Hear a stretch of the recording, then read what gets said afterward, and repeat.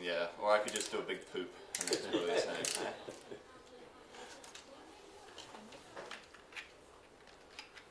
Thank you.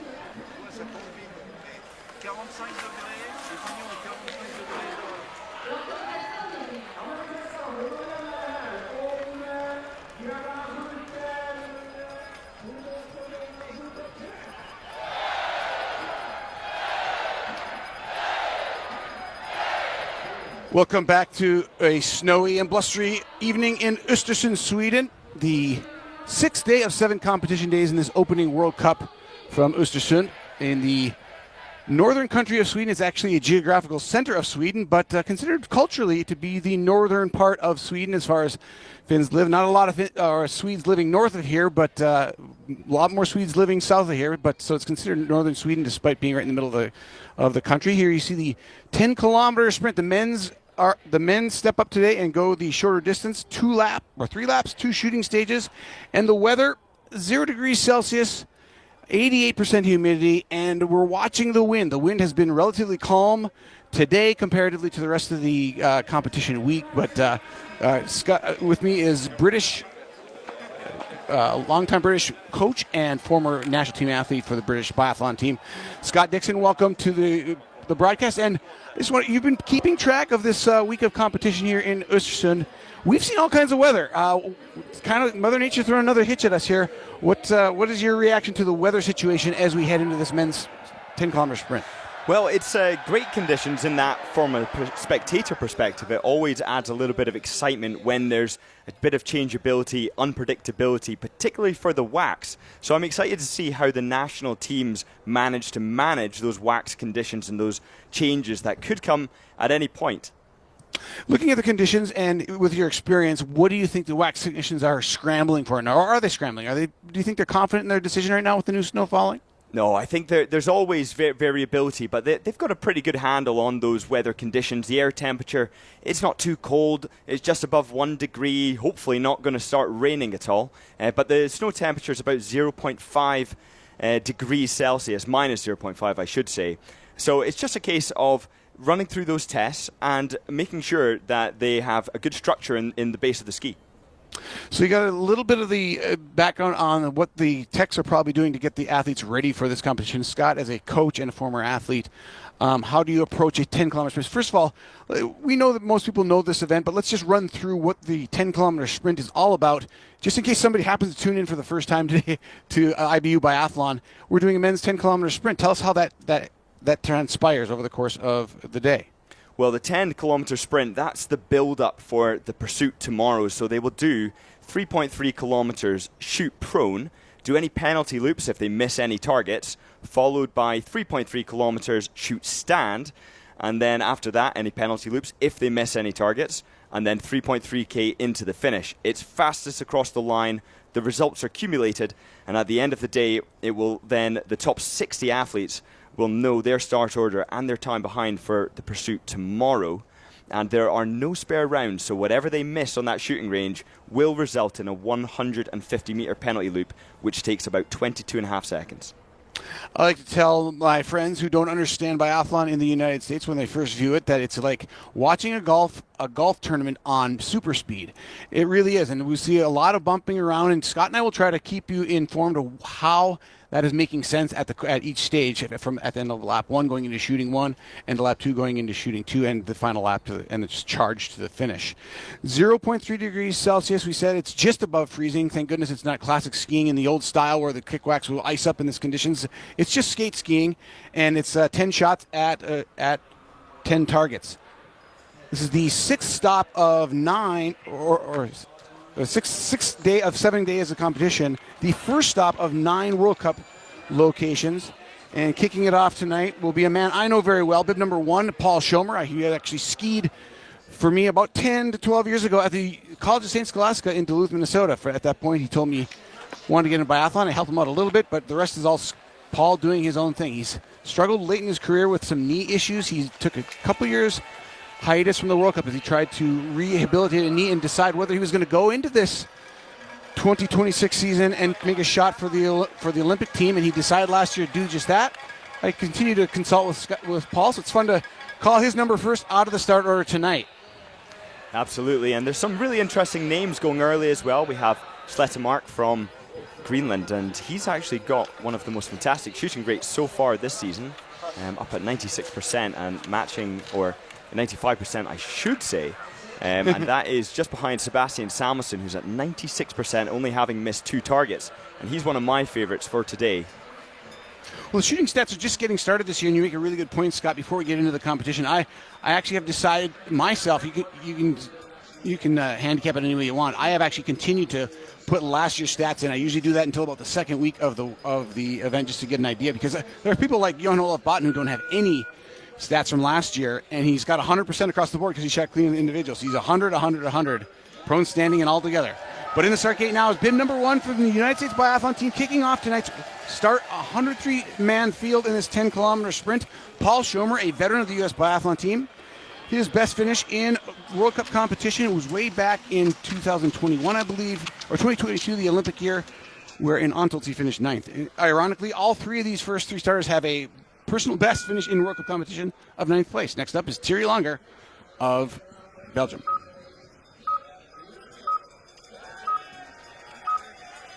Thierry Langer, his favorite shooting is prone, at least statistically speaking. It's quite hard to really evaluate that when there's only 1% between them, but 83% for stand is pretty good. That means that on average, just shooting a bit more than 16 out of 20 in an individual competition. And that is, of course, having actually shot in yesterday's he missed the individual here in Ostersund. Thierry Langer's on course, a veteran of the Belgian team. And next up is the first man of the quartet that starts the Swedish relay pretty much constantly now. A man that almost exists for that reason on the Swedish biathlon team, but trying to do it for himself today, bib number 3, Victor Brandt. Yeah, the Swedes are getting a more competitive team by the day, and Victor Brandt, I actually do think he is capable of doing some really special results this year. It was certainly foreshadowed at the Swedish opener just before the season in Idrefjord. Well, you referenced this young man, Sondre Slettemark, 21 years of age. I know his parents well. They competed in my day as well as your dad, Scott. I know Scott's dad as well. He's from my era.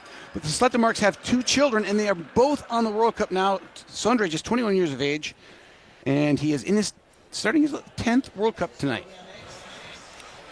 Yeah, there's on the opposite end of the spectrum, the likes of Simon Eder, over 500 starts, and just when you think about that, it's quite remarkable. That's racing over an entire year's worth of races. Next up, let's start for Estonia. Bib number 5. This is Rene Shakna. He was ranked 55th overall in last season's overall rankings, 54th in this discipline, the sprint discipline. His best finish ever individually is 17th, but he has been on a podium in a single mixed relay in World Cup competition. It's his 227th start in his career. Next up is a veteran of the Bulgarian team. The Bulgarian team actually pretty experienced. Anton Sinapov. He hasn't had any World Cup points for the last couple of years at 32 years of age, but his best finish ever was 11th. This is his 199th start. If he gets to the pursuit tomorrow, being in the top 60 today, he will crest the 200 start mark for his career. And up next, bib number 7 for Italy, 24-year-old Elia Zeni. He's got a World Cup best of 24th and starting his 54th race, and the first of the Italian Azzurri Blue out on the course. Yeah, and he had a great shooting result in the individual just the other day, and that was only missing 2 out of 20, so 2 minutes penalty added onto his time. Of course, the individual, that's just a time penalty added on to the overall result, whereas in the sprint like today, it is the penalty loop. So that extra little bit of consequence they actually get to feel in their legs whenever a target doesn't go down in this sprint. Scott, a few years ago, we used to see these sprint competitions with most of the best athletes in the world going out in the first 30 or 40 start order. Last year, the IBU changed the start order. It seems to have worked. It doesn't necessarily always give the best athletes in the competition the best conditions, but seems to be working, at least for television. What's your take on the way these starts are going as we watch Joscha Burkhalter start for Switzerland?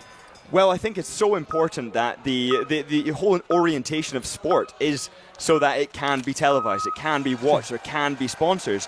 And at the end of the day, that is the reality of the sport. When I was competing, I had to start in the lower groups because I wasn't ranked as high. And you have to accept that, because otherwise, who's going to watch it? And I think that biathlon is just getting more exciting by the day, by the minute. And we love watching it. So innovations like that enhance the experience, in my view. Yeah, it'd be my experience as well as we watch Paul Schomer from the United States come through the 2.1 kilometer mark. He'll be the first one to trip the time there. But, Scott, I agree with you. I think that what it's done is also, as broadcasters, you and I have done this both for a few years, is it's made these races feel more able on television, able to follow as a commentator. It spreads the best athletes out by putting a slower athlete between each one, making it a minute gap. I remember missing multiple shooting stages in individual races and sprints where we didn't even catch the action of the leaders because the cameras couldn't follow them. There are too many people in the range at once. So I think it's a move in the right direction.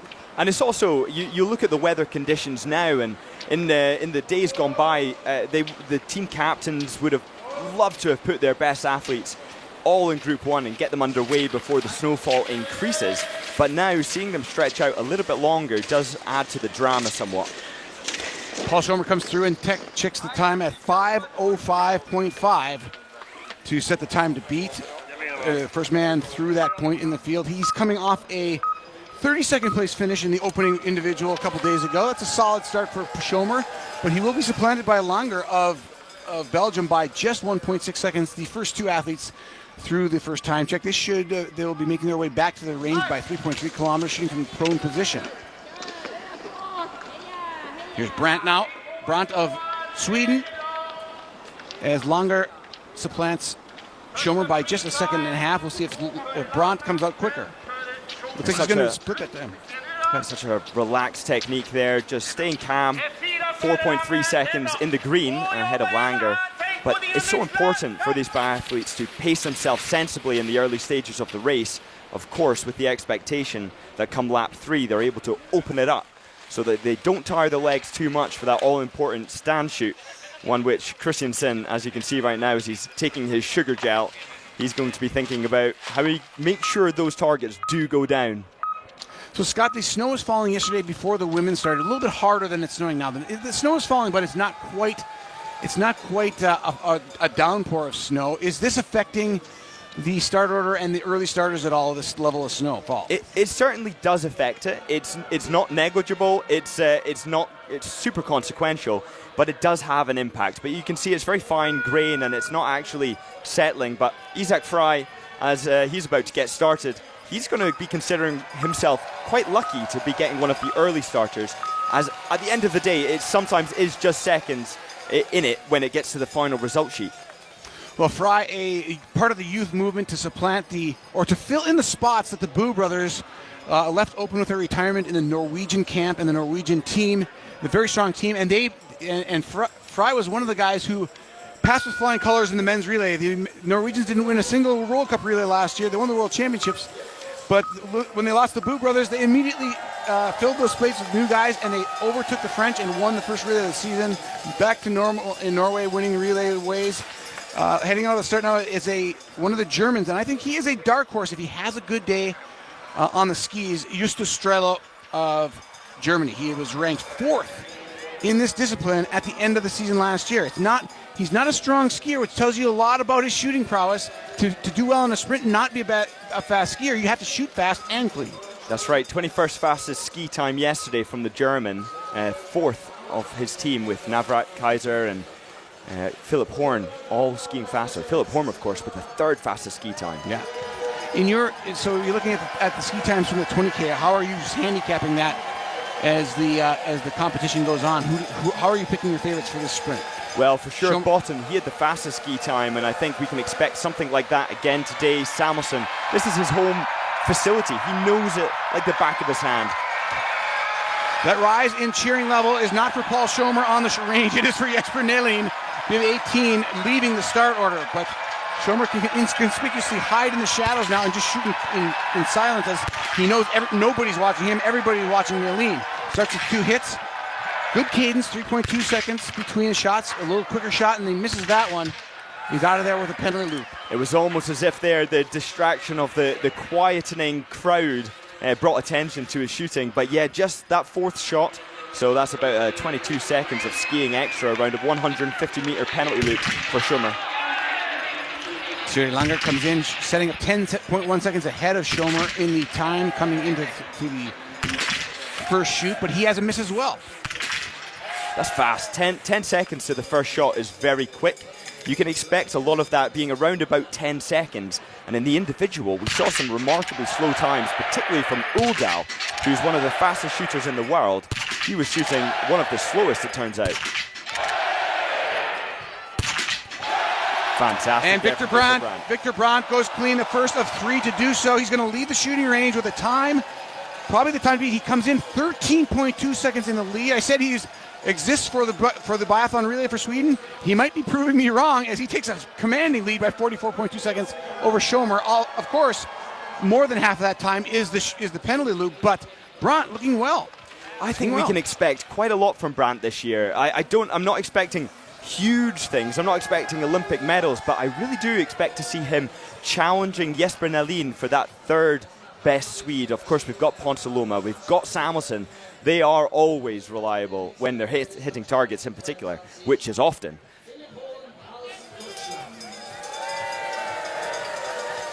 Jacques comes in now for Estonia. Bib number 5, his time back. He's not skiing very well. 13.8 seconds. You see the in graphic on the bottom. Quite a ways back. 13 seconds is a lot to lose in the first lap, isn't it, Scott? It certainly is, and he's capable, particularly in relay starts, to be up there with the very best.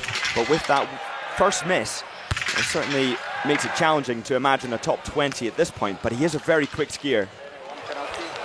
So after 3 shooters, just 1 clean shooter, and it's the Swede Victor Brandt exciting the hometown crowd and leading Langer by 40.3 seconds and Schomer by 44.2 seconds. So it's not a great shooting score so far with just 3 people through the shooting stage, but 103 starters, still a lot of people to come. And Planko there for Slovenia getting underway. He's won the hearts and minds of all the fans out there after he donated his pole after breaking the pole of a fellow competitor, and he just took his off and handed it over. That was Danilo Riedmüller's German teammate Philip Horn, who was having a great one, as you pointed out, skied very fast. Yep. Horn in 8th place for that individual competition. But Planko stepped on his pole. It was caught on social media, and he got a lot of love around the world, as he should, for giving up his pole and admitting his fault. And there's not a lot of sports you'd see that happen. No, we've seen that from Martin Fourcade as well when he stepped on Fredrik Lindstrom's pole, and I believe it was a mass start. And he took his pole off, handed it straight to Lindstrom. And here's Isak Fry. That's what happens when you have great role models and culture setters in a sport. And Martin Fourcade certainly was one of those. That Lavro Planko didn't even flinch at doing the same thing that Martin Fourcade did, about a decade ago. It's a great memory on your part. Coming through the time check now at 2.1 kilometers, Isak Frey is not a guy that really makes his bread and butter by skiing fast. What he does is biathlon really well. He's doing that again. He's skiing behind the time of Brandt, but somehow he finds a way to melt that time away somewhere on the course and on the shooting range, doesn't he? Well, he's so calm, and you have to be calm in biathlon. You have to be an animal out on the track, and you have to be disciplined in on the range, as we're going to see from Burkhalter of Switzerland right now, trying to calm his nerves, and you can already see the countdown timer. He is behind, but taking 13.6 to the first shot.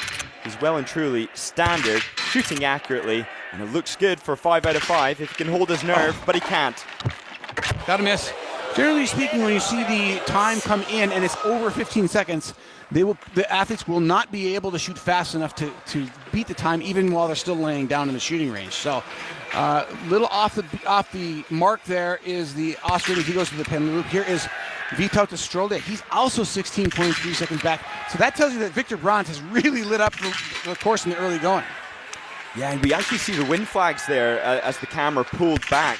They're quite aggressive, and Strolde has done a really good job to get all 5, 32.4 seconds. That's despite quite a strong wind that's coming diagonally through the shooting range towards the biathletes. Well, here we get a real look within the team dynamics. You would not expect Jesper Nelin and Victor Brandt to be tied at 2.1 kilometers, historically speaking. That tells you Brandt is, in fact, skiing at a level that we are saying is a little out of character. Not a lot out of character, but he does have a fast start, and he cleaned the first stage. So off to a great start for the Sweden. Yeah, and I think there's a little bit of adrenaline there that can account for such speeds. You could hear the roar from the crowd when he got started. Well, Scott, we have not seen the weather graphic come up in the two races, or the wind graphic. I saw it earlier in one of the shooters, and when that wind graphic will come up when two things happen. When the wind gets intensity increases and the direction changes, and then we'll see that graphic to tell us as viewers that these athletes are facing really tough shooting conditions. We've only seen it on one shooter so far in this competition, but when that graphic comes up, you know there's distress on the shooting range. Here's Hartweg now, bib number 30 from Switzerland. His father, a big benefactor of the Swiss biathlon team. He is a very successful businessman and basically almost single-handedly brought the funds and the support to host the World Championships in Lenzerheide near their home in Switzerland last year. And what a World Championships those were. Bib 14 on Latvia, Reinars Birkentals lays down 8 seconds, a little bit closer to Brandt, but Brandt is set down a great time. Nobody really able to match him. Yeah, but also Birkenthal is managing to get 8 seconds down just after one lap. That's pretty impressive, but that miss isn't going to do him any favors at all. With 150 meters extra to ski. Scott, we have 12 shooters through the range, 5 of them clean. Is that standard? Well, it's certainly above average, I would say, in terms of ability on these quite tricky wind conditions. As Isak Frey now settles down, you can see the wind coming from the snow falling at a slight angle. But there with 3 hits, calm, collected, 2 breaths between each shot, he gets 5. Frey goes clean. He's going to challenge the time. He's got 5 seconds to get past the penalty loop. I don't think he's going to take the lead. He is going to be among the leaders, though. Isak Frey, solid performance. That is Isak Frey to a T right there. Good, solid biathlon. Nothing spectacular or fancy. Just putting the targets down and doing the job on the course. Strelo now. Trailing Frey by 9.2 seconds. Or Brandt still by 9.2 seconds. Strelo, he really needs to lean on his shooting, and he does so far so good. Excellent shooting from Strelo. He doesn't quite have the legs to match the likes of Philip Horn, his teammate. And Strelo throws down the fastest shooting time, number 1 now. He is 1.9 seconds faster on the trigger than Strelo. And he makes up some time on the shooting range, which he kind of has to do with his skiing ability. Jonas Marcek now of Czech Republic, bib 17, into prone.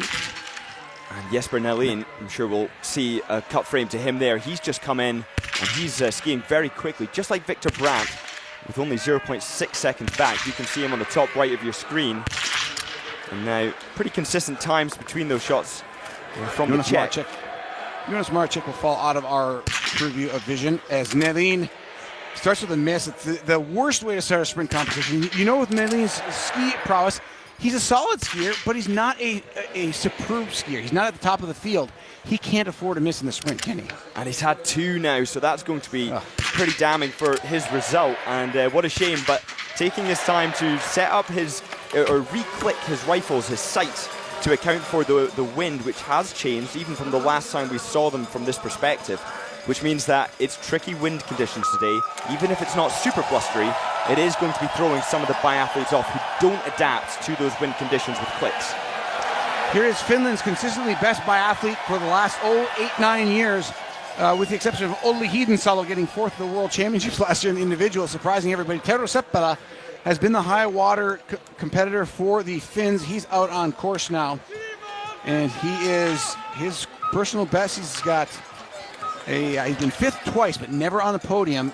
The Finn at 29 years of age. Here's Brandt now, setting an exciting race from the early numbers. Bib number 3 has caught Paul Schomer starting a minute back, and Brandt, this might be his best.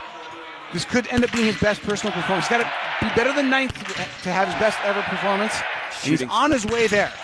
Shooting so fast as well to that first shot, but calm in between as the crowd is going pretty wild. 10 out of 10. The aggression, the focus. We've seen Victor Brandt kind of maybe not be the most disciplined biathlete we've ever seen on the shooting range or the ski course. Today, he was all disciplined. You could feel he was on rails. He knew what he wanted to do, what he needed to accomplish, and he delivered in a big way. And he leads with a time of 17:44.7, saying, "Catch me if you can." What a brilliant performance there. And Philip Horn now, one of the fastest skiers, 100%, given the fact that he had the 3rd quickest ski time in the individual. Shooting well now, but shooting very, very slowly. Horn has been 4th twice in his career. That's his high water mark. He's never crested the podium. He's skiing, Scott, at a level that he might be able to do it, but he's got to be perfect on the range, and he was there. Absolutely there. 37 seconds, though, is very slow, and you can see the consequences of that. Despite skiing the fastest into the range by 7.9, he's 0.1 seconds back, and that's just the time difference between how long they spent on the mat. That entire 7 seconds he gained on the course, he gave back. He's clean, but he gave back those 7 seconds in the shooting. So here's his teammate now, Danilo Rittmüller.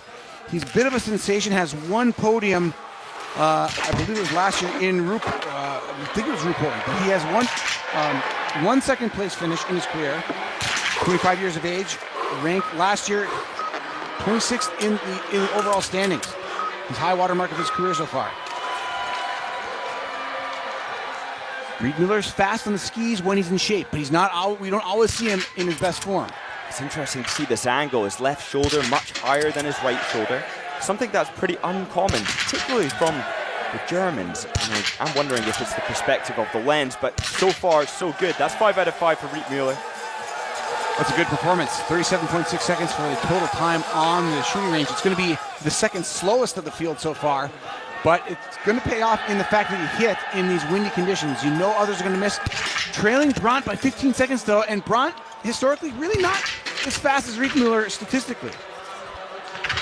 In fact, Brandt comes in as a -1 by the IBU standards used to get ski speed, and Rittmüller, by comparison, is a -3, 2% faster than Brandt. So that tells you how much Brandt is playing up in his ski game today. Didier Bionat's had a chance to contend, but missed a shot and slowed his shooting down, and that's going to cost him. You see Campbell Wright from the United States coming up to the 2.1 kilometer mark. An absolute sensation in the sport, not just in the United States. In fact, he goes pretty inconspicuous in the United States. He is a big fan of biathlon fans all over the world, and he's leading by a whopping 9.8 seconds over Philip Horn. Wow, and that really does beg the question, has he gone too fast too soon? Martin Ponsaloma will really provide a metric for that when he gets going, because he's one of the fastest in the world consistently. And we'll see if Campbell Wright is just going really crazy on that first lap and whether he can sustain it. If you spend any time around Campbell Wright at all, you start to realize that A, he's a really funny guy, and secondly, or B, he is not going to take a lot of advice from a lot of people. He likes to live his own way, and you know it works for him. He is the He's the antithesis of the typical biathlete, and he's succeeding at it, and I think that is why he is generating such a buzz in the sport of biathlon. Well, he's fascinating because he talks about how sometimes biathletes come to races and they psychologically build themselves up with music and all sorts of fancy routines, when actually all of that stuff doesn't matter. It's about your process on the mat. And look at that, Strolia conducting the perfect process with his 10 out of 10. Vital Strolia also has a personal best of 4th and never been on a podium. That was a couple of years ago in Ruhpolding. Goes clean today though, but ski time not quite there with Brandt. Come through the time check in with 26.1 seconds in arrears, and in second place they had a Schomer. So Strolia just not moving the way he needs to take advantage of that clean shooting and get on the podium today. Yeah, we're going to see a lot of misses today with this changeable wind condition. And if you get 10 out of 10, as you can see, Hartweg there just made 3 clicks to the right, indicating the wind is coming stronger from the right-hand side. And that suggests that, well, now with 2 hits, he's made the right decision. Gonna go past the time, and he misses a shot. He would have had a reasonable time coming to the time check after the shooting range, but would have probably been 15 to 18 seconds back, and now with that penalty loop, he's really not a factor. As we turn our attention now to bib 31, Vladimir Iliev of Bulgaria comes in 7.3 seconds back of Brandt, who we should point out is basically in a dead heat after the shooting range. It's still a point at 1/10 of a second between first and second at this point in the race. Victor Brandt has shot clean and is on the last loop. Horn has yet to shoot from the standing position. Iliev there, perfect 5 out of 5. Lovely rhythm between every single shot. And that's really a testament to his experience. He knows exactly how to do this sport. 90% hit rate last season, 70% in stand, however. But he really does have experience. 420 starts on the World Cup. Iliev has a podium to his career, just one in all those years of competing. Vetle Sjosta Christensen trying to match the performances of his younger, new teammates and remain relevant in the Norwegian camp. Can he do it today? He's clean from the prone position, and he's off to a fast start. He's going to fall just outside the time of Victor Brandt into third spot. Vetle Sjosta Christensen is in the race, and he's going to know that when he comes across the coach out on the course. Here's Campbell right now. Sensational start. Comes in 17 seconds in the lead of Victor Brandt. Wow, that's just the most exceptional ski speed. Nearly a point of the loop ahead already. Oh, Scott, what do you think of the shooting? Well, if that goes down, that is crazy to go that fast and get all 5 targets down after lap 1. I really hope he can hold it together for his final lap, as Strelo also goes clear in these tricky wind conditions. So Strelo goes clean from the standing position to stay clean on the day. We'll see where he stacks up at the second exit of the shooting range. But Campbell Wright leading his teammate, Maxime Germain. United States 1 and 2 after shooting 1. Unprecedented. Wow. Fast skis on those feet, there is no doubt about it. But Isak Frey with 2 misses from Norway, that's not good from him. He can certainly do a lot better. But Christensen, the stakes are high for him, as they are for Strumsheim. There is a very competitive Norwegian team, and with Dale Skjevdal of Norway doing so good on IBU Cup, we can expect him to be coming back to the World Cup. It feels a little, in this early order, it feels a little bit bizarro biathlon world as Victor Brandt leads and the Americans supplant him for the lead in 1 and 2, with the Germans and the Norwegians all trailing. This has not happened in biathlon ever. This has never happened. Still 2/3 of the race to go for both the Americans in 1 and 2 after prone. It's Campbell Wright and Maxime Germain starting 30 seconds apart from each other, and it's an 11.4 second gap from Germain in second up to Wright in first. They must have great skis, Scott. I mean, great skis, but also great training, great team culture. I mean, you can't really even... that in and of itself is a fantastic statistic that you can take away and say, hey, something is profoundly working to have two fastest entries after or exits of the shooting range. Let's bring Victor Brandt, number 3, home. Early starter, 3rd out of the gates, first across the line. Sets the time to beat of 25:32.1. Clean shooting by Brandt, and that is a stellar performance. But go to shooting 1. If you go to Jesper Nalin, 3 misses on the day, a non-factor after that. Just recapping shooting point number 1. Campbell Wright and Maxime Germain are 1 and 2. Victor Brandt third, and then you have to go all the way down to fifth to find a Norwegian, Vetle Sjøsæk Christensen, and he's trailing by 17 seconds after one loop. This is pretty heady stuff for the Americans, but now you have to hold it together as the rest of the field attacks your time. That's right, and now Philip Horn with a really big opportunity to get 10 out of 10. He's gone the perfect 5 out of 5. Germany, the only nation really who hasn't been atop the podium since we've been on this World Cup, but now with a miss, that's going to make it very challenging for Horn to be at the very top of the podium.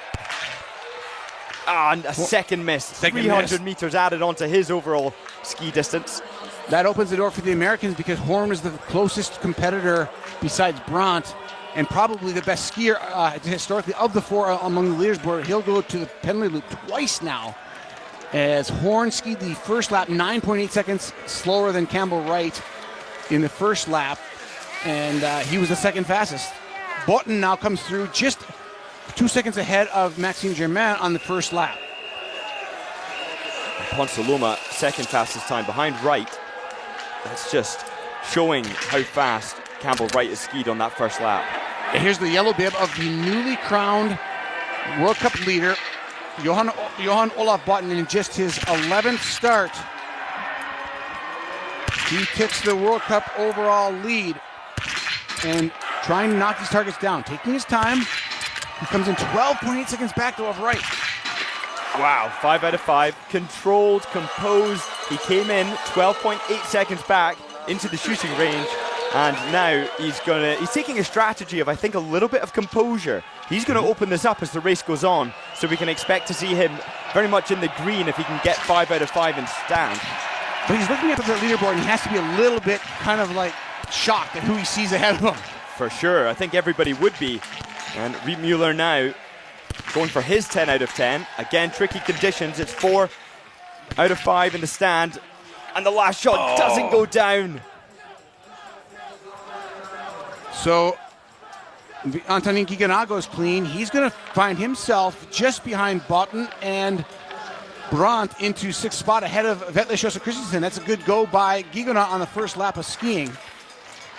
Well, Germain at the 5.4 kilometer mark, he's just gone into the lead. 13 seconds ahead of Christensen over halfway through the race. That is quite remarkable.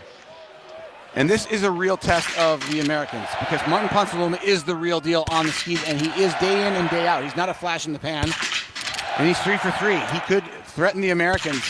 Just has had so many shooting battles. Wow, he's on the edge of the right-hand side of the target, but they all go down. Fantastic shooting from Martin Ponsaloma. He's skiing quick, he's shooting accurately, but he did not know that those shots were clipping the edge of the prone target. Well, it's real. Campbell Wright leads Martin Ponsaloma in Sweden by 2.6 seconds. And Ponsaloma won't believe his eyes either. He's sandwiched by two young Americans.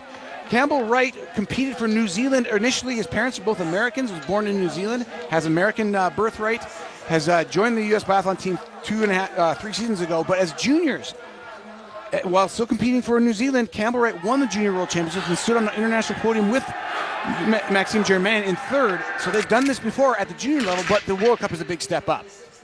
Lagerheide now trying to challenge the time of the leaders. Lagerheide did not ski very well in the opening 20 kilometer, but this looks like a better ski performance so far, doesn't it, Scott? It certainly does, yeah. 19th fastest ski time overall in that 20K, but he's hitting the targets, and that's what's most important.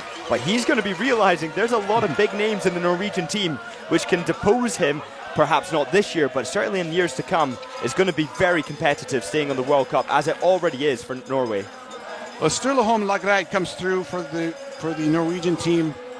Still about half of the red group, the best group in the world, haven't gone out on course yet. But so far, against Ponsaloma and against Lagerheide, the American Campbell Wright and Maxime Germain are matching them stride for stride. The United States has never had a day like this in World Cup Biathlon, a start like this. We'll see if they can finish it. Well, Jamison chasing. Go ahead. Sorry about that. Germain, he's not normally this fast on the skis. He really is pulling something special out of the bag. So that's another indicator that the ski technicians have done a really wonderful job.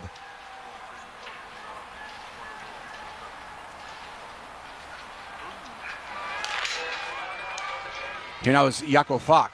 We'll see where he comes in on it as his time lights up the bottom of the screen. Actually, we're going to follow, looks like bib 49 to his shooting point, who has nearly caught puck. That's Lucas Hofer off to a fast start.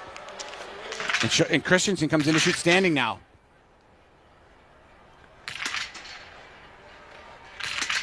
Christensen's trailing Horn, who was the leader coming into this shooting stage, but had 2 misses. Strelo is the time to beat for Germany. He comes in 14 seconds in an advantage over Strelo. Well, Christensen knows all too well what's at stake here. All eyes from the Norwegian selection committee are on him. Perfect regular shooting, consistent 2.2, then 2.1 seconds separating the shots. He gets 10 out of 10. Wonderful shooting from Christensen. Well, Christensen, Uldal, Maxime Germain, and Campbell Wright all on the shooting range. Which ones do you follow? They're all among the leaders. But let's show Christensen keeping his cool as Justus Strelo comes to the line to take the lead from Victor Brandt by 4.8 seconds. He left the second shooting stage comparatively at 1 second ahead. Here's Campbell Wright now, leading by 24.6 seconds. Can sustain a penalty and still take the lead, and he does, but he takes 2, and that will probably dash Campbell Wright's hopes of a victory today. Oh, is it possible that it got into his head, those thoughts, those poisonous thoughts just before or after the third shot? If I get these next 2, I am going to win. He's been looking up at the board. He knows how fast he's skiing, and then it slipped from between his fingertips just at the last 2 shots. Maxime Germain comes through this shooting time. We missed his shooting, but Germain in bib 33. We follow Campbell Wright, who had 2 misses. Germain had only 1, and he's only trailing Christensen by 8 seconds with Christensen clean. Germain is flying on the skis. Wow, that is just amazing. And Christensen there will have no idea that it could be possible that Germain could be so close. But Quinton Fillmaillet now, he's got 3 out of 3, and he's going to be making something of a comeback this World Cup, he hopes. 5 out of 5. Good shooting, good start. Still a lot of competitors left to compete, but Christensen is clean. Germain has a penalty. Strelo with clean shooting, and Germain has him by 7 seconds. Campbell Wright with 2 penalties leaves in 5th, 22.7 seconds off the lead of Christensen. If these Americans continue to ski the way they've been skiing, Luke, Germain could catch Christensen and take the lead despite a penalty by the finish. Yeah, that's really remains to be said whether he's gone too fast on the first lap or whether he can actually sustain that rapid speed on the skis. But Sebastian Samuelsson, he's still to make his way out there onto those second and third lap as well. But look, you would expect with Wright leading that Samuelsson would come in at least a good 6-7 seconds ahead of Campbell Wright, because he normally does. But he's trailing by 6. The Americans are having a spectacular day any way you slice it. 5 out of 5 for Sebastian Samuelsson. 29.7 seconds, nothing special, but it's controlled, and controlled composure is what works in biathlon. And he is a real challenger. He can erase and pick up 7 seconds, no problem. He's got all the gears of all the experience to use his energy where he needs to win.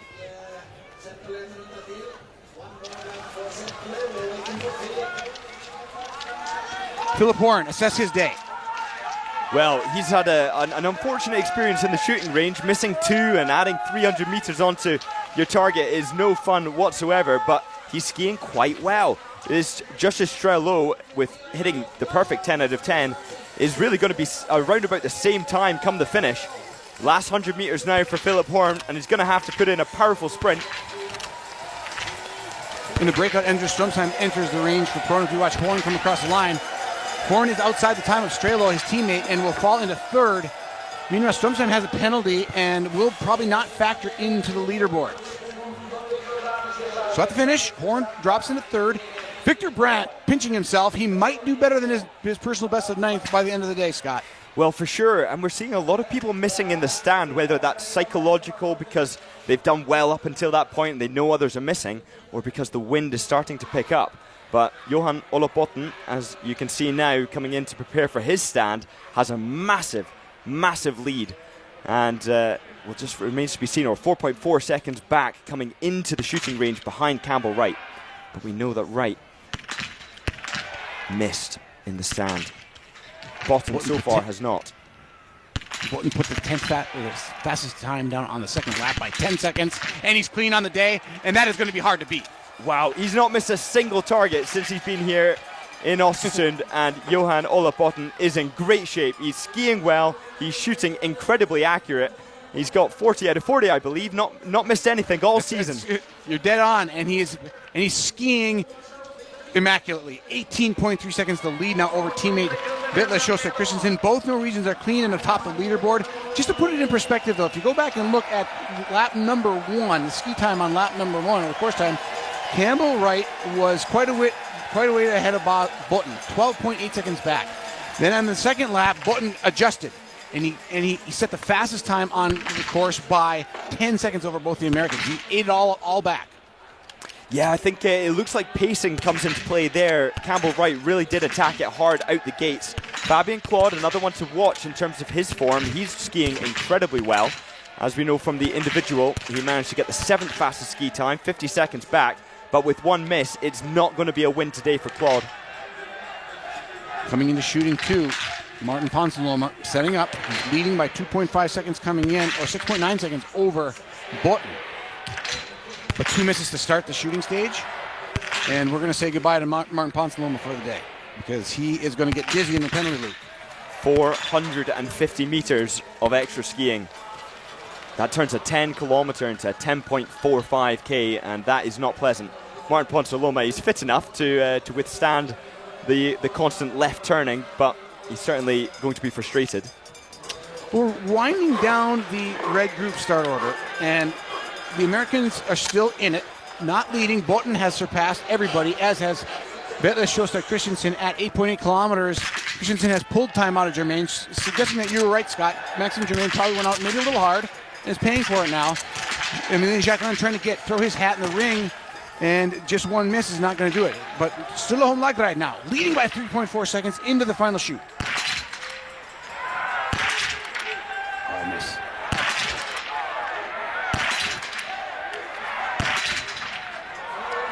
Four out of 5, and it's not enough. It's 26 seconds, so nice, quick, or reliably fast shooting, but 9 out of 10.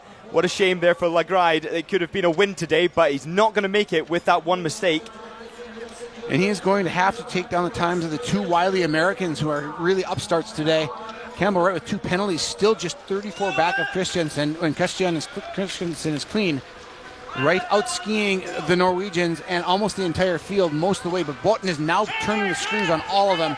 And I would expect to see Botten, with the way he skied the 20 kilometer, I think his first lap was a little bit, maybe too under control for him compared to the Americans, but I think he may be able to pull some of that back from the Americans with that composed start of Botten. And now Perrault, top right of the screen, he's hit 4 out of 4. Could it be 5 out of 5? And it is. And Perrault, my favourite for the overall yellow bib for the end of this season. Getting off to a good start in this sprint. But Perrault not competitive in the first lap, trailing by 12.4 seconds. But here comes Vetle Sjostrøm Christensen. Can he take the time he needs against these young athletes? The veteran of the Norwegian team, 33 years of age, shows he's still viable. He's clean and 31 seconds clear of Strelo. Now he has to sit back and watch what the others can throw at that time. He wants to make it to that Olympic Games in Milano Cortina, and I think he's got a really good chance if he can pull performances like that out the bag. And now Maxime Germain, let's just see how much his legs have fatigued over the course of that last lap.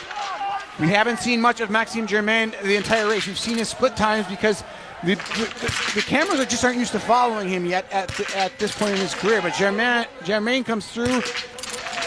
He was trailing Christensen by 19.7 seconds at the 9.6 kilometer mark. He left the shooting range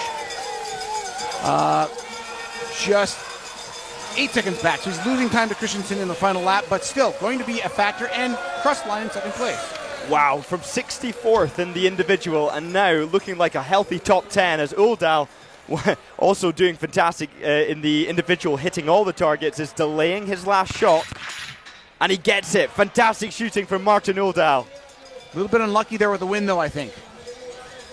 Yeah, he really changed up his strategy in the individual, shooting so much slower than he's known for. He's such a fast shooter and managing to get all the targets down in less than 12 seconds on one occasion in I believe it's Slovenia. Yeah, did these conditions call for that fast shooting, though? Is that a good strategy in the wind? No, I think you need to be a little bit more composed, read the wind, be a bit more responsive to when it changes up. But Botten there with a massive lead coming over the top of the hill. Here comes Campbell right now. 2 times around the penalty loop, and that cost him probably a podium spot, if not the top 10. But he will cross the line for the moment being in 7th place, still within striking distance of the pursuit leader, whoever that might be, on tomorrow's pursuit. And here is one man who can challenge the lead still. He's trailing by 14.26 seconds coming in. But Kentofiamwe goes clean, and now he can throw off he can cast aside the shooting and just go for it on the skis. This could be the beginning of his redemption. It's not been the best start to the season so far after getting a little bit sick and now on his way back to form. Not going to be the lead, but it will be second. 5.9 seconds to work with to beat the upstart and the new World Cup leader, Johan Olaf Botten. Quinton Fiumae, the best challenge to the new Norwegian on the World Cup. Imagine that. Botten is in his 10th start of his career, and he's ready to win his 2nd straight win in as many days. Samuelsson, the 2nd fastest skier in the individual, and now with an opportunity in front of his home crowd, but he misses the 2nd shot. Taking his time between each shot, still for a great result. He gets 4 out of 5, 9 out of 10, Sebastian Samuelsson. Mr. Almost Perfect, Sebastian Samuelsson, dropping just enough to not be in the lead. And here's Sivert Guttormbakken, a great story as he shoots clean 5 for 5 and is competitive. He's 16 seconds back, but he had heart surgery a couple of years ago, was relegated to the IBU Cup.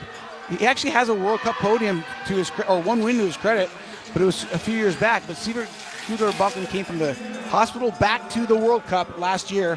He raced his first World Cup in 5 years last season, and he's back at it. Here's Botten now. What do you see, Scott? Well, I see a very unbeatable time. I mean, 10 out of 10, skiing incredibly fast. And I think it's going to be a really hard battle for anybody to come close to this performance once again. And Olaf Botten. Scott looks like he's going to have the power to take the lead. He's got 36 seconds to get to the line, and that is going to be plenty of time to do so, to take the lead. And he's going to do it by almost 30 seconds, 29.7 seconds. He's Wow. 0.3 out of 30 seconds ahead of Christensen. Clean shooting, he is the man of the day. Germain remains in 3rd place, but he's got challengers to push him up the podium out on course still. Wow, what an absolutely brilliant finish there from Botten. It's almost as if Norway had planned the exit of the Bø brothers, and now with such a strong team with Fry and Botten and Bakken all there ready to contend. Maxime Germain went out flying close to the sun. His wings didn't get completely burned. He's still sitting in the 3rd spot at the finish line right now and likely to drop, but he's still looking at a personal best at the World Cup finish. Germain's previous World Cup best is 12th, and he's going to fall inside that, it looks as though, and may still get on the podium if any one of these challengers late in the order stumbles. But Quinton Fiumae looks like he's going to get him. Stromsheim had a little bit of a meltdown there, and what a shame.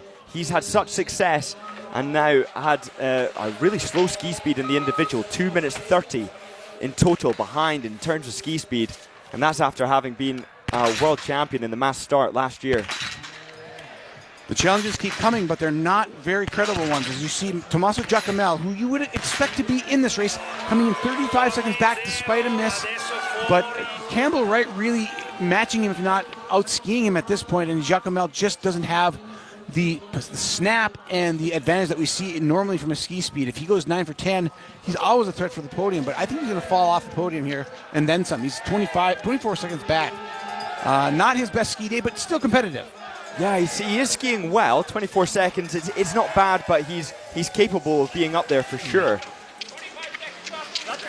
Martin Uldahl won his first World Cup in a sprint in La Grande-Bonnance, France last December.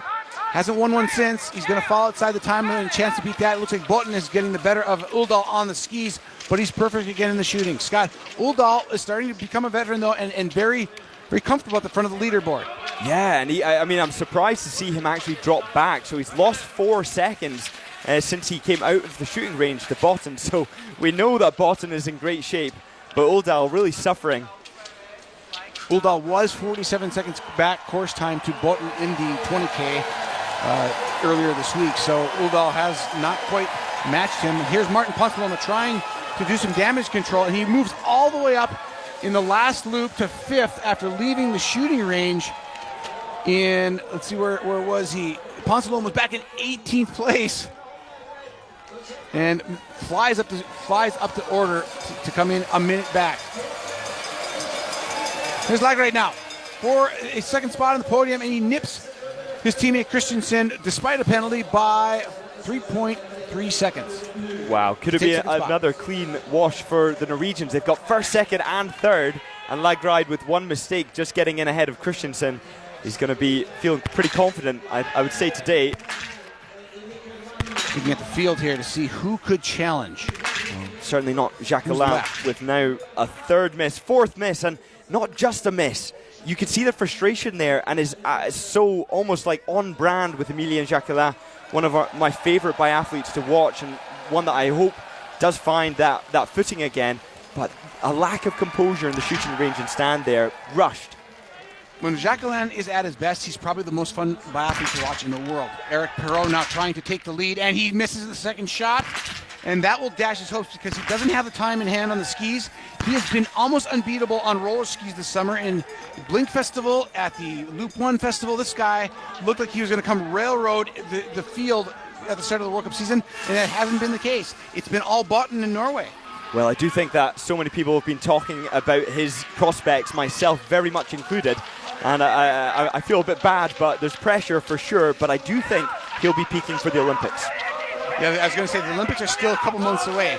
But just about a couple hundred meters away is the finish line for this man, Martin Uldal, who has been spectacular, but he can't quite match the time of his team, Botten, who leads at the finish. And Botten will dodge the charge of Martin Uldal. But the question is, can Uldal get into second? It looks like he will. He's got 20 seconds to get to the line, and he's well inside that time. Botten will move into second. Lageride will drop to third at the finish line, and that will push Maxime Germain to fifth, with Norway going 1, 2, 3, 4. Botten, Uldal, Lageride, and Christensen separated by 29 seconds. Wow, what an amazing lineup for the Norwegians, and what a great start to the season. I wonder how much they can sustain this level of performance. And of course, the form is very much up and down for biathletes as the season goes on. Philipp Navrat of Germany, one of their stable performers, but now struggling with those windy conditions. And way off of the ski time. Look, clean and 31 seconds coming in. But one thing, man, we did miss is bib number 51. Now out at 9.6 kilometers. Malte Stefansson of Sweden is making a challenge ahead of Maxime Germain. He's got 4 seconds on Germain with a half a K to go. And Germain might fall out of the flower ceremony because Quentin Fillon is already in that split, and he's coming to the line. He will finish in the fourth spot. Third spot ahead of Lageride. Lageride pushed off the podium by a clean shooting Quentin Fillon-Maillet. Great step forward for Fillon-Maillet from a ski perspective, don't you think? Yeah, and it's so good to see another flag in there amongst the Norwegian flags. Just a bit of variety, but Quentin Fillon-Maillet, great to see his name back at the top of the field. And let's not miss bib 51 right there. Malte Stefansson, bib 51, snuck across the line behind Fillon-Maillet, who everybody was watching, and Stefansson will take home his best career finish in this sprint competition as he moves ahead of Maxime Germain into sixth in the final flower ceremony spot. But hold your horses. He might be beaten by the best Swedish biathlete as his teammate Sebastian Samuelsson comes to the line and is probably going to push Stefansson out of the flower ceremony. Great skiing from the Swedes as well today. They've been really on great form. Just a shame that we had so many misses from Ponsaloma. But Sebastian Samuelsson now with a great performance, great skiing, great shooting, consistent as ever. He will not get a podium spot. He's already outside that time, and he will not beat his rival Sturlaholm Lageride, but he will slot into the top 5. 4 seconds, just under 4 seconds ahead of Vetle Sjosa Christensen, who seemed like he might have a lock on the win early, but despite clean shooting, Christensen dropped to 6th now as Botten, Uldal, and Fillon-Maillet crashes the party on the podium for the Norwegians and makes it a Norwegian 1-2, followed by a Frenchman. Can it stay that way? Very few people left to challenge. Eric Perrault has turned out not to be one, and Sivert Guttorm-Bakken is clean and has 18 seconds to play with to take the lead. He's not going to do that, but he could find himself on the podium with a clean shooting and spectacular last lap. Well, this is a great opportunity now for Bakken. You can see that lovely angle where you've got contrasting wind flags. 9 out of 10 so far. 1 shot to go. He gets it. 10 out of 10 for Sivert Guttorm-Bakken, and he is back. These Norwegians, do they miss shots? Not very often. Among the Norwegian flag, Botten 0, Uldal 0, Lagride 0, Christensen 0, and now Sivert Guttorm-Bakken comes through shooting 2 with a 0 next to his name on the shooting stats as well, and he moves into 7th spot, but he's very close. Won't get the podium. He's about 17 seconds off the podium at this point, but ensconced in the top 10. It's Norway, France, Norway, Norway, Norway, Sweden, Norway. Bakken, the final Norwegian, in 7th spot. Germain now in 10th. Campbell Wright for the United States into 15th. And I think we can definitely expect Stromsheim to go down to IBU Cup and Dale to come up to the World Cup. Here's so Tommaso. Yeah. Dale's doing great on the World Cup. He won by almost a minute in the sprint yesterday in the IBU Cup on the second level. And poor Dale has bounced back and forth between the two, and he's absolutely capable of being an Olympic champion. It's amazing. Yeah, as is the case with Jacquemel now in front of hopefully his home crowd over there then. But now coming in with a great time. Tommaso Jacquemel with the 7th fastest time of the day. Has a penalty loop on the day. Solid ski performance. He comes across the line. Let's look at what the ski times are. Course total time, Martin Ponsaloma edges Botten by 2 seconds in the end. Samuelson 10.6 seconds back in 3rd. Lagride 4th on the course. And Uldal 5th, 16 seconds back. Now, Eric Perrault. Who would have thought that Eric Perrault wouldn't be on the podium to open this World Cup season? Yes, certainly not me. I would have predicted that it would be every race, and I like to be a little bit dramatic, a bit hyperbolic, and I certainly, when I see Perrault's performance and discipline, I think that's the thing that gets me, is he's so disciplined when he's on the shooting range. You can see the control, almost like, a wizard level of control of those thoughts, and he's so fun to watch. But yeah, today, it hasn't been quite there. Despite 90% hit rate, the ski speed's still to come. Well, Martin Ponsaloma, the fastest time on the course so far. Eric Perrault doesn't look like he's going to set the fastest time, so that might be the fastest course time of the day as Lucas Fracher comes in and starts with a miss, starting late, bid 76. Lucas Fracher makes residency basically most of his career on the IBU Cup. We've seen him. He's great when he's great, but really just dabbles with that World Cup level. When he's at his best, he could figure into it, but he doesn't look like he's in that kind of shape right now, does he, Scott? No, not with 4 misses, and that's painful. That's a really unfortunate 600 meters to be doing on the top of an already long 10 kilometers. Phil Navrath checks in at 11th spot with 1.2 kilometers left in his 10-kilometer jaunt around this Ostersund course, and Navrath, we know, can do it, but he is still got to ski himself into shape this season with that performance so far.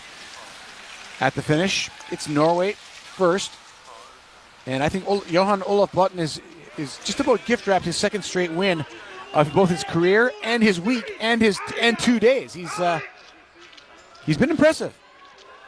Perrault only 2 seconds down on Jacquemel with only 400 meters to go.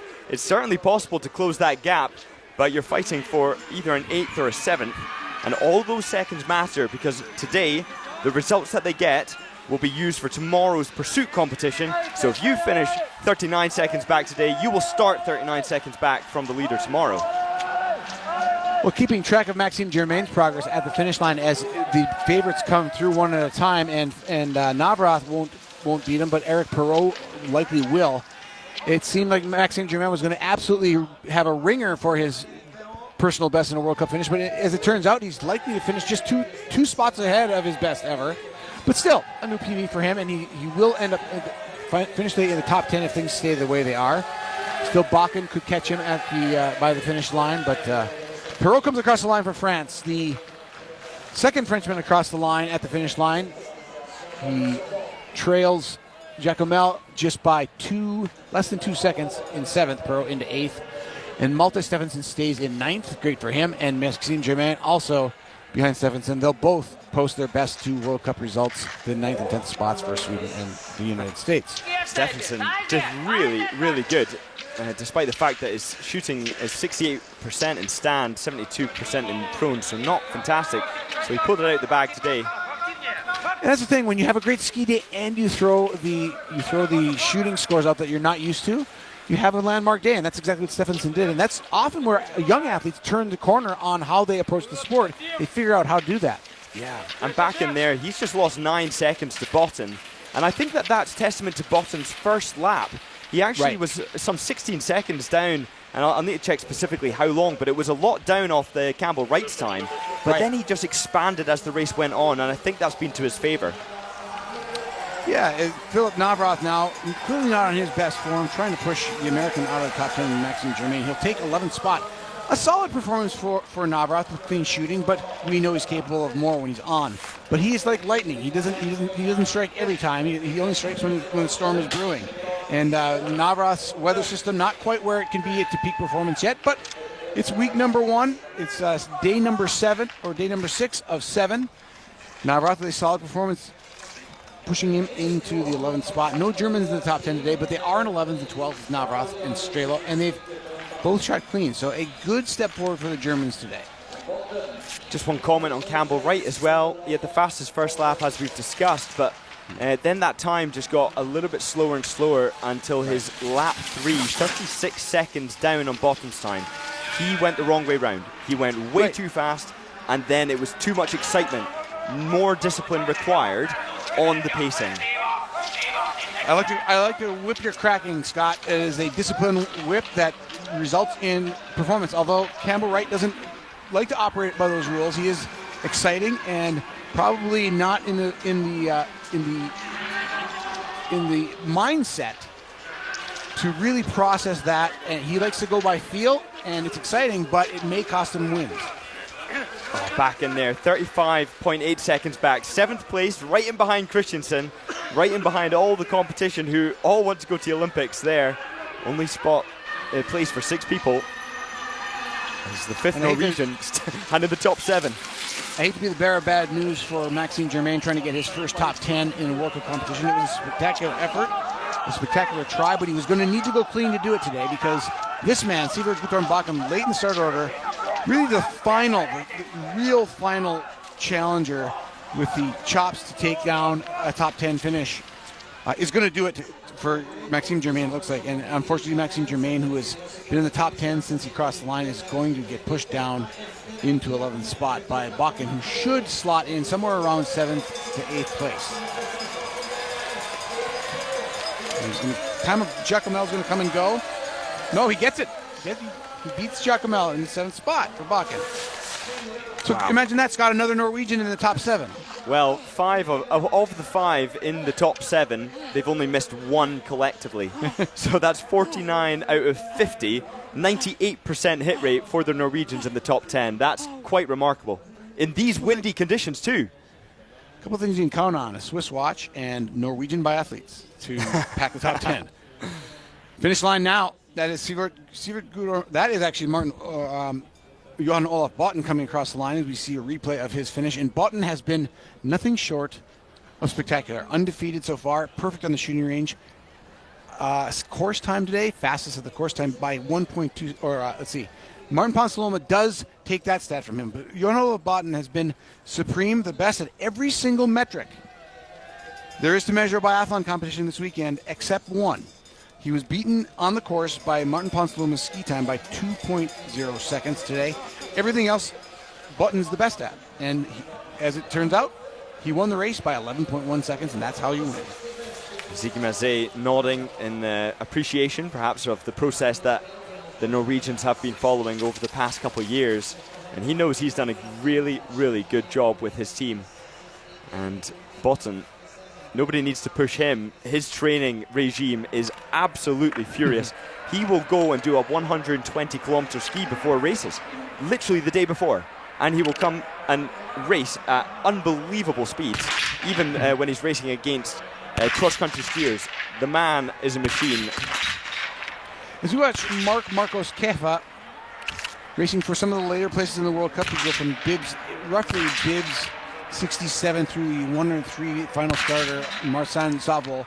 These are the least competitive athletes who are usually the youngest and maybe trying to make their way onto the World Cup and develop. I spent time here, you spent time here. I spent all my career in this part of the World Cup circuit as an athlete.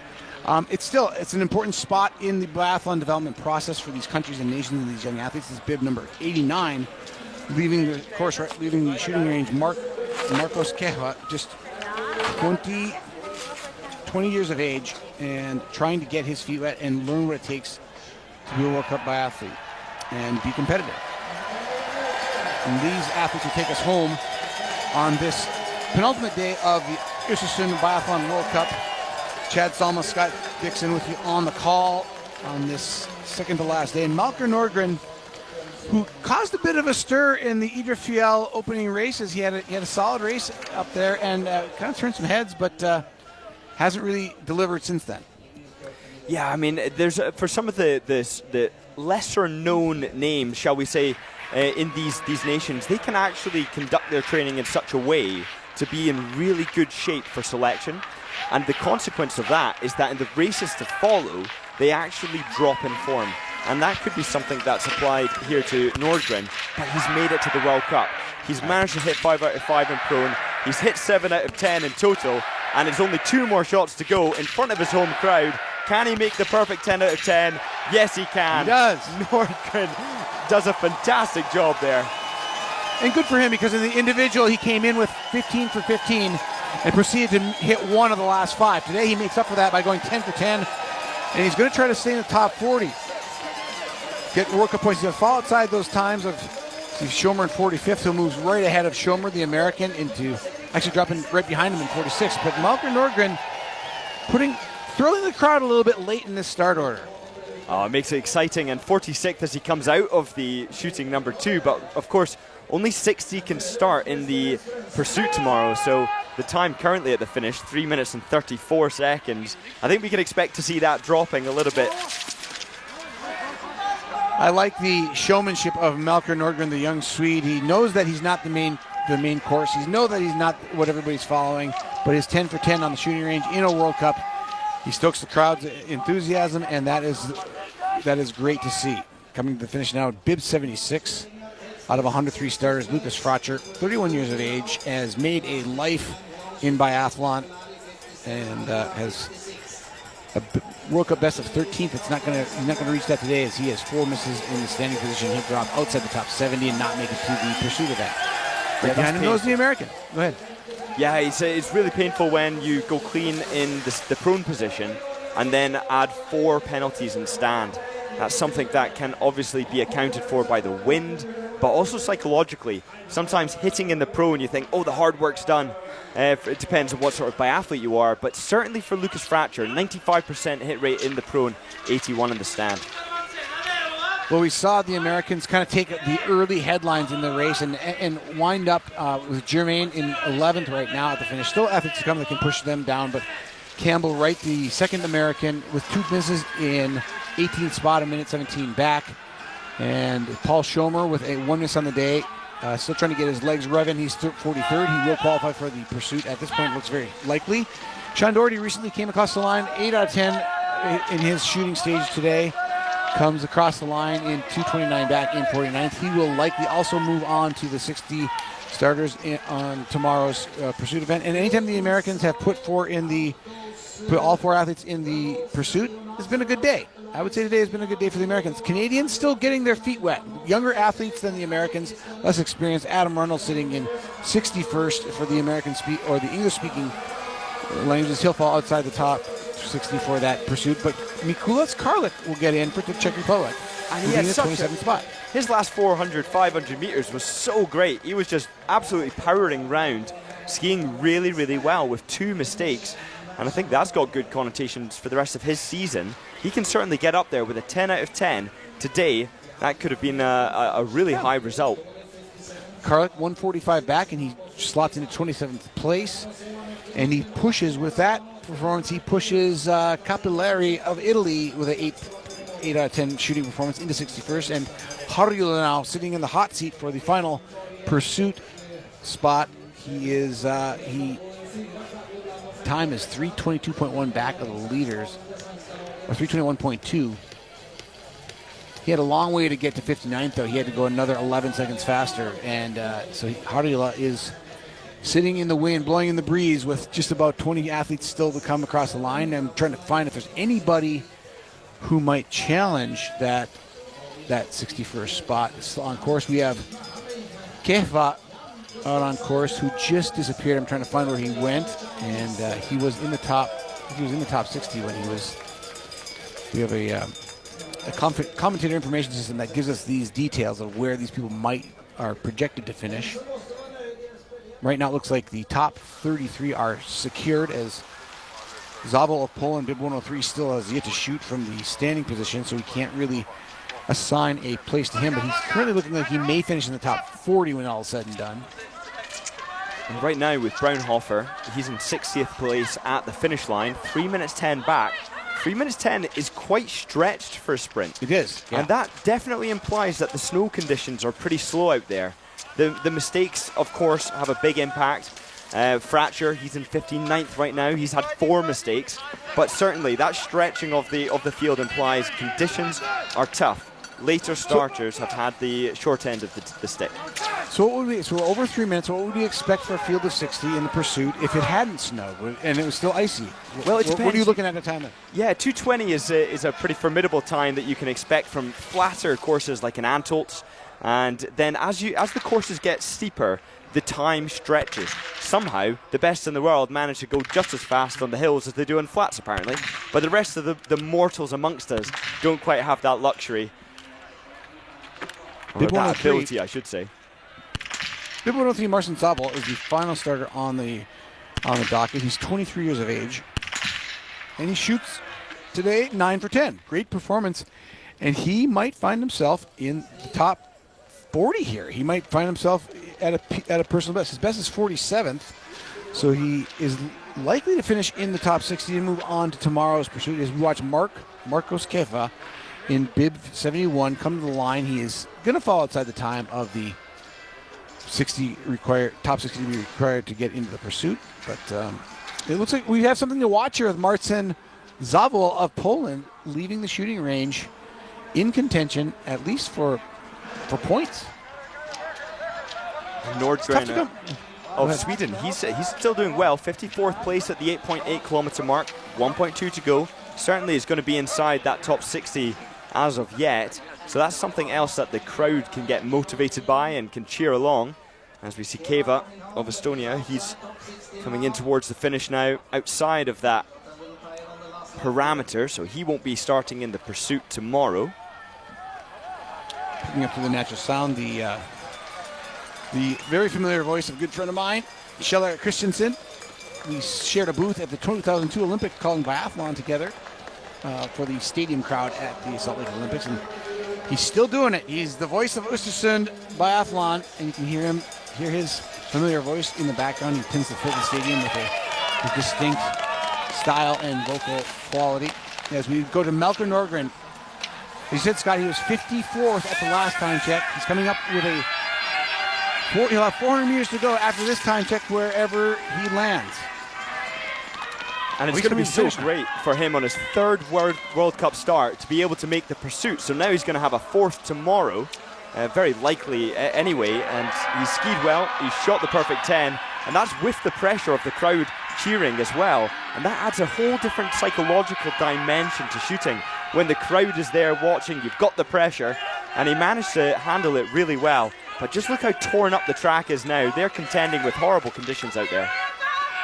Approaching the 9.6 kilometer mark with 1 lap around a typical track and field track, and Nordgren is sitting in the 54th spot, and top 60 go to the pursuit. He's trying to get there, and people are cheering on. You can hear in the natural sound a lot of people, a lot of Swedes who know this young man are going to cheer him to the finish all the way from bib 91, trying to move into the top, nearly the top half of the field. He's in 54th with 400 meters.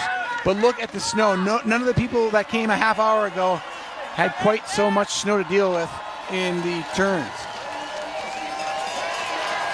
Can Malcolm Nordgren get there? They have been betrayed by the weather, and it's going to be interesting to see Nordgren's ski time tomorrow, given the fact he's going to start just a couple minutes after the beginners. Not the over half an hour that it actually was for him. 45 minutes. Time of Stoller to beat. He's going to move into the 54th spot, push the Swiss athlete down to 55th. And the victim of Malcolm Nordgren's good race is going to be that of Lucas Frotcher falling outside. And they're going to have to take 61 because Todef and Logan Pletz from Canada at the finish are tied in the 60th spot. So there will be 61 starters tomorrow if this holds. Oh, wow. Tied to the 10th of a second over 10 kilometers. And for them, both 10.15 kilometers. And they really matched it to the exact moment. That's quite remarkable over that time period.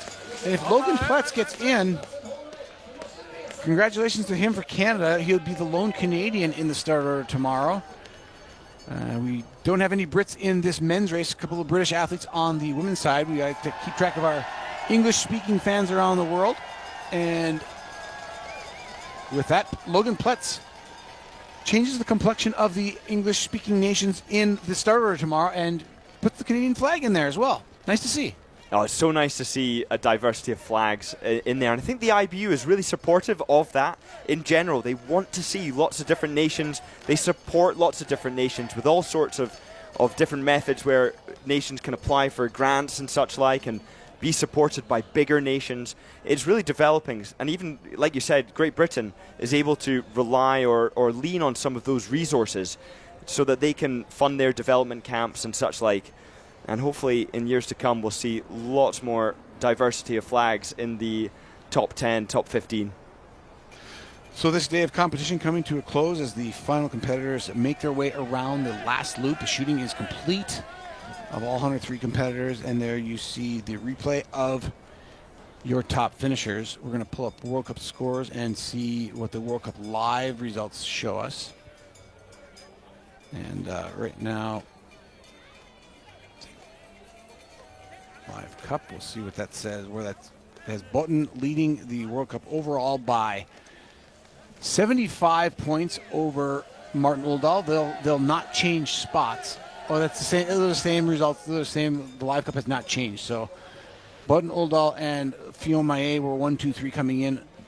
Oh no, I think that is updated. Let's see. Yeah, it is updated. So that is an updated score. Botten and Oldal, first and second again. 2 days in a row. That's crazy.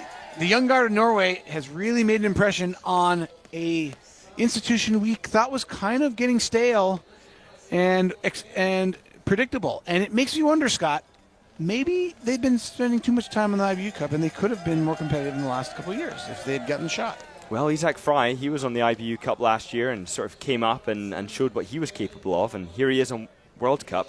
But of course, if if the Boe brothers were still here, would they realistically, well, we think Johannes Tingesbo would be there still featuring at the very top, but where would Tarja Boe be? Would he be fighting for his spot on the World Cup? And the question is for me, has he left just in time so as not to be deposed? And he got to leave with his head held high as opposed to being thrown out by Botten and Oldal and even in this case, Christensen. I have a hard time believing that he would be thrown out, but I do think it is easy to go a little too long into your career, even if you're as talented as Johan or as Johannes Tingesbo was. I was more surprised over the last couple of years with how Tarja Boe managed his career. That was pretty impressive. He wanted to stay competing with his brother. His body aging, but he kept the level quite high until the very end. And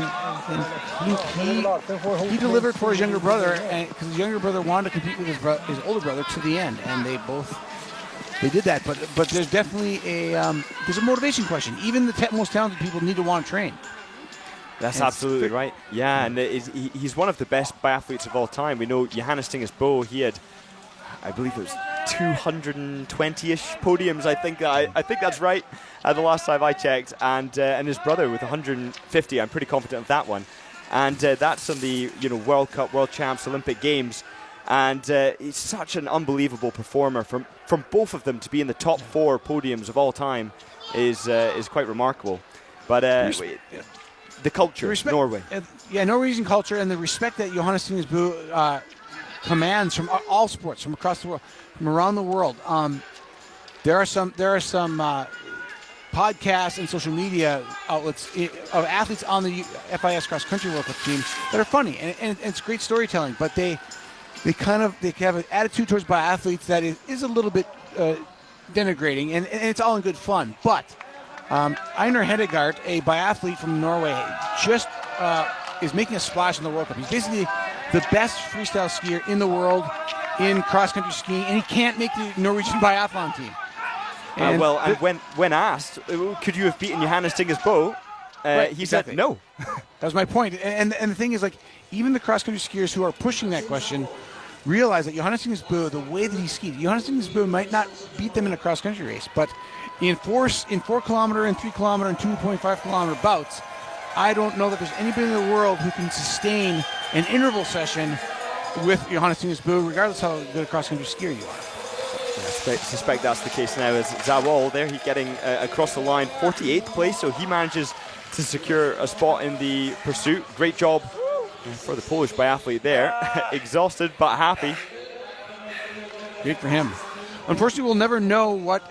Nobody will ever challenge Johannes Tingesbø. He never took the bait to try to race a cross-country World Cup, and I think he understood the implications of where he was at his best, and he realized that he was not likely to beat the best cross-country skier in the world without stops. The stopping in biathlon, as you know, Scott, you have to train a little bit differently physically. The biathletes train a little bit more at higher level intensities than cross-country skiers tend to culturally.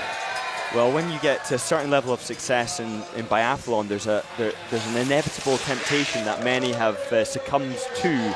We've got Lars Berger, he's a world champion in cross-country skiing. Right. We've had Martin Fourcade, he tried his hand at the Biathlon season opening, and that didn't go so well, particularly not in the classic race, which was a disaster. But he did never went well back. in the skate sprint. 15 kilometer was right up there. And then, sorry to be reeling off stats here, but Botten just last season, I believe it was somewhere in the range of 13th, and that was after skiing 120 kilometers the day before. Yeah.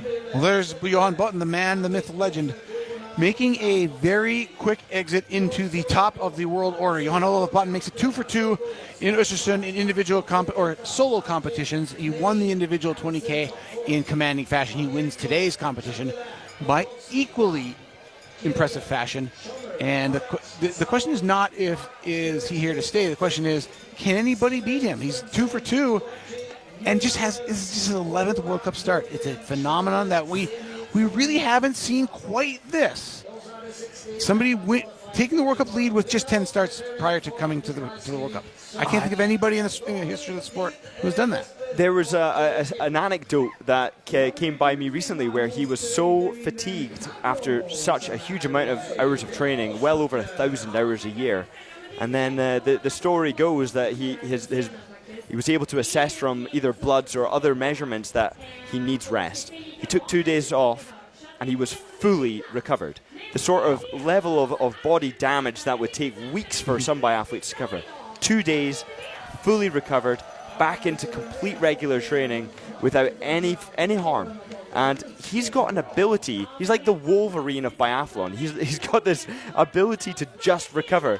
And right now, just an hour or 20 minutes, 30 minutes after his race, I'm sure he's already partway recovered and could do it again. And that's all part of the plan. Is to be the best in the world, you have to be able to recover and read your body well.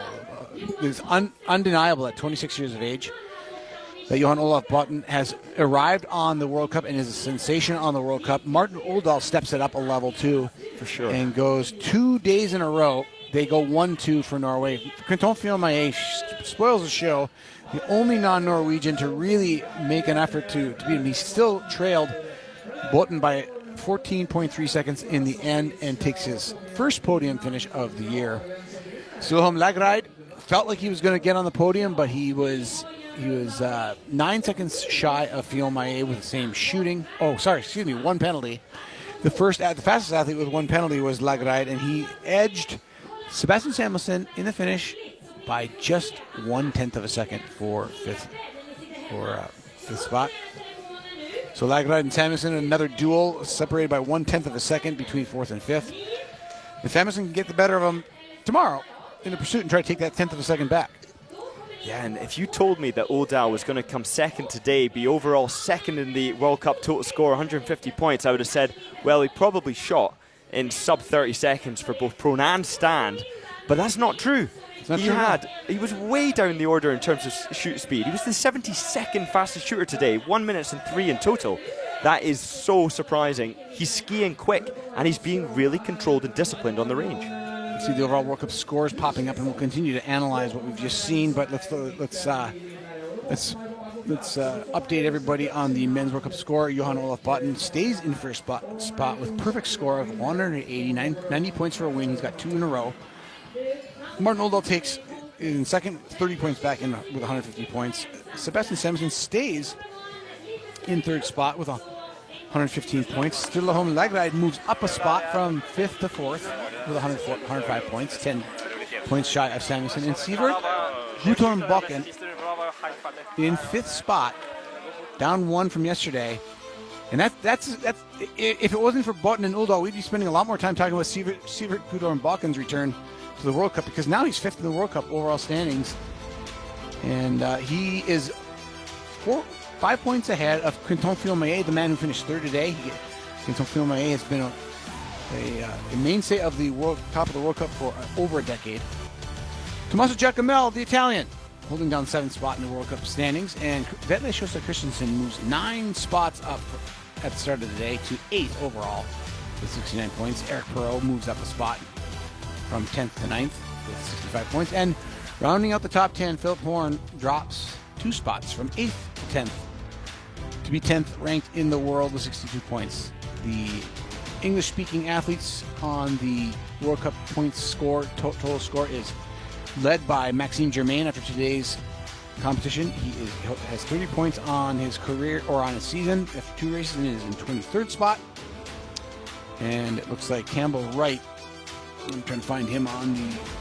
Campbell Wright actually ahead of him in 17th. Campbell Wright in 17th and Germain in 23rd. So those are the American scores at the top of the World Cup standings as we go to the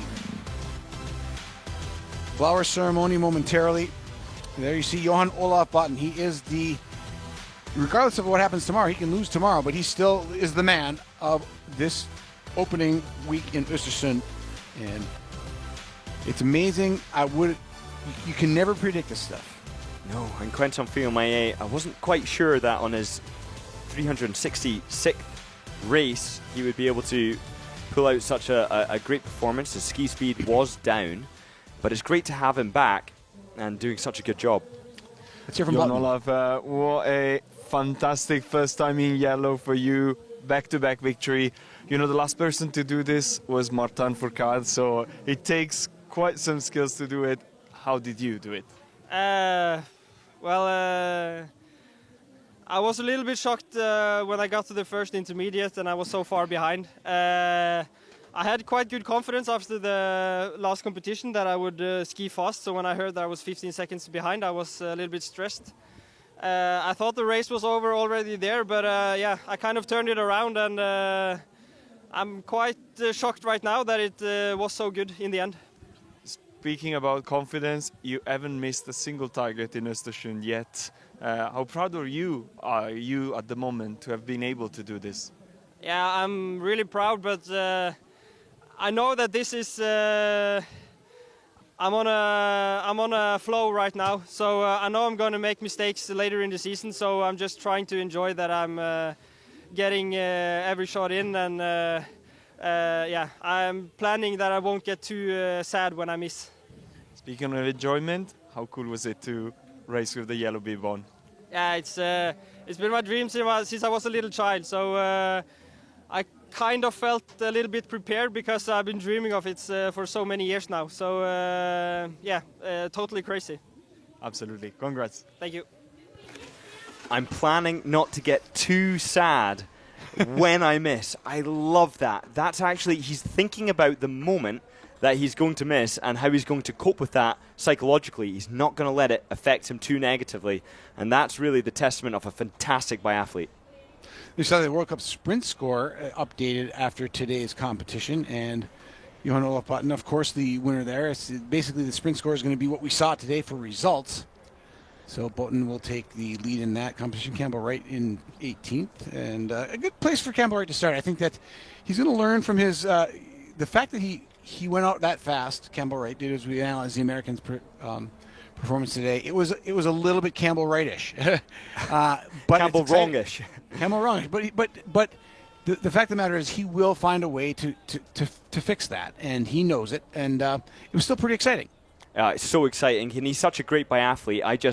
I look forward to the moment where he ties it all together, and he absolutely will. He's in great shape, and of course, when you're in good shape, the temptation is to just charge out and try and do some damage on the early laps, which he did. But that did leave a bit of hesitation in everybody else's minds as they saw how far back they were. As we heard from Boton there, being surprised to see that drop down after lap 1. But we know that Wright wasn't able to sustain it. So we're hoping he'll be able to pull it together on the next race, which is lining up for the flower ceremony. One more day left, as Scott said. Glad you could join us today for this single event day with the men's sprint, an exciting one from start to finish. Tight race, lots of storylines and lots of approaches to the podium. Johan Olaf Boton has taken control of the IBU World Cup in this second competition, winning 2 for 2.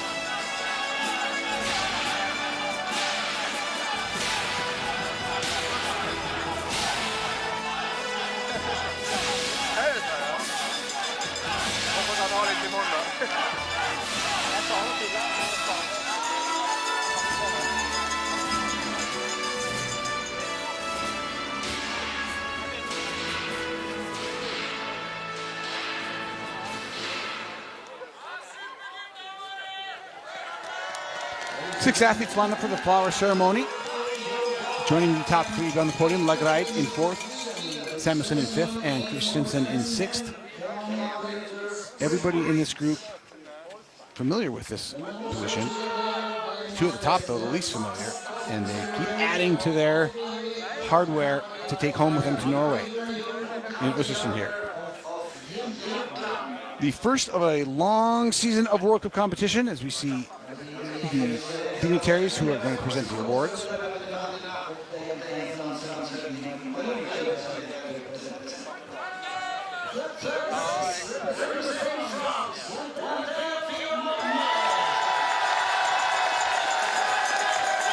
Canton Fiomaye. This will be his rounding out his 60th podium of his career. It will land on the sprint podium in the 3rd spot in Ostersund, and that is a sign of a longevity and a well-trained and well-conditioned athlete. He's still competing with the young guys. Canton Fiomaye, he had a pretty lackluster season last year, but goes only 2 races since his last podium. He podiumed in the penultimate race in March in Oslo, and two races later he's back on. So a good trajectory for the Frenchman. 365 starts on the World Cup. That's a race every day in a year. Can you imagine that accumulated over his career?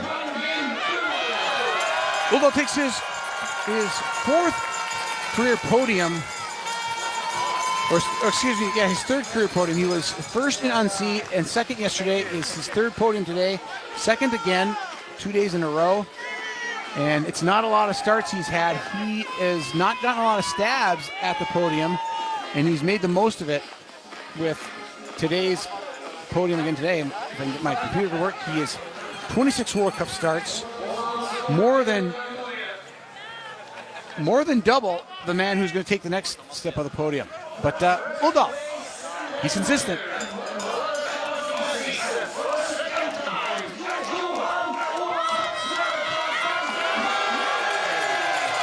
Johan Olaf Boton came to this first stop of the World Cup season with a single podium finish happening 2 years ago at Soldier Hollow, where he took 3rd in the sprint, and rapidly takes control of the Biathlon World Cup with 2 quick wins to start the season, and he looks formidable. Has not missed a shot. Scott, perfect skiing, fastest skier on the course, perfect shooting. He has hit 40 for 40.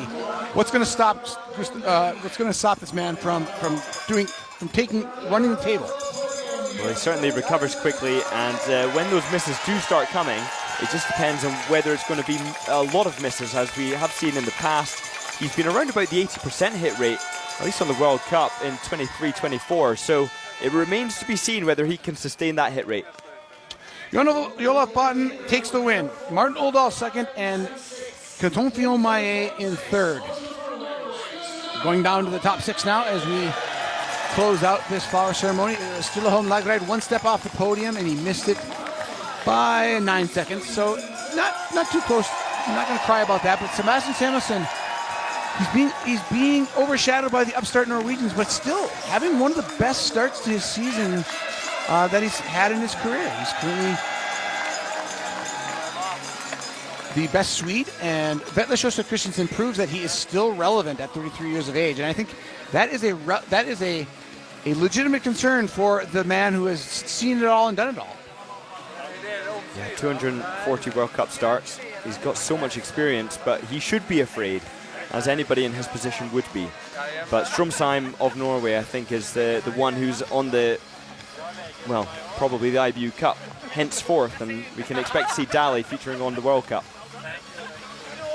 Shabda Dali, as we said earlier, at the minor league level, won big today in the sprint by over a minute. But at the World Cup level, it is 2 former IBU Cup teammates of Dali who take the win again. We go 2 days in a row. France gets on the podium with Quentin Fillon-Maillet, a nice step up for him. And with that, Scott Dixon, Chad Somala, we're going to sign off and hope that you can join us again tomorrow when the women's pursuit begins at 7:15 a.m. Eastern North American time, 1:15 in the afternoon Central European time, and the men's pursuit will take place a little later in the day at 9:20 a.m. Eastern time here in North America and 10:20 Central European time. It's been a pleasure bringing you this men's sprint from Ostersund, Sweden. Tomorrow, we wrap it up with the pursuits. We hope to see you then. For Scott Dixon, I'm Chad Salmela saying so long. We'll see you tomorrow.